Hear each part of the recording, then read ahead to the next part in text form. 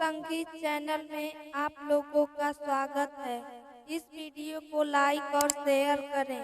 यदि पसंद आए तो चैनल को सब्सक्राइब करना ना भूलें।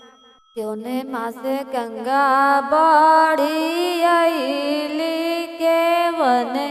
माँ से जमुना ना हो ललना क्यों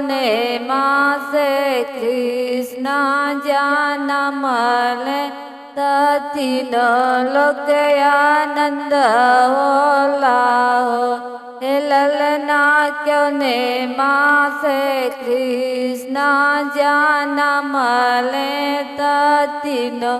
लोक आनंद होला हो असर मास गंगा बड़ी अली सावन मास जमुना ना हो ललना भदो मास कृष्णा जन्म ले तीनों लोक आनंद होला हो ललना भदो मास कृष्णा जन्म ले तीनों लोक आनंद होला हो कहवा जना मेला कृष्ण तो कहाँ सोहर होला हो ललना कहवा जे बाजे ला बधैया तीनों लोक आनंद होला हो ललना कहवा जे बाजे ला बधैया तीनों लोक आनंद होला हो जेलिया में जना मेला कृष्णा जसोदा घरवा सोहर होला हो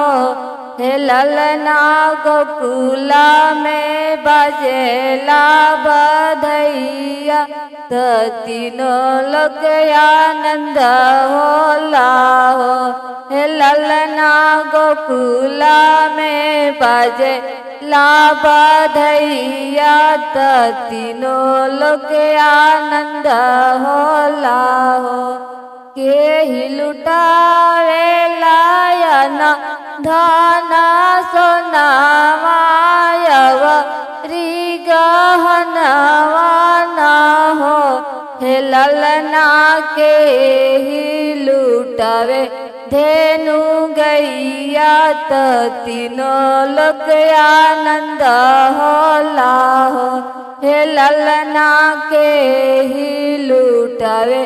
धेनु गैया तीनों लोक आनंद होला हो यशोदा लुटावे लिया दाना सोना वायवरी गहनवा न हो ललना नंद बाबा लुटावे धेनु गैया तीनों लोक आनंद होला हो ललना नंद बाबा लुटावे धेनु गैया तीनों लोक आनंद होला हो।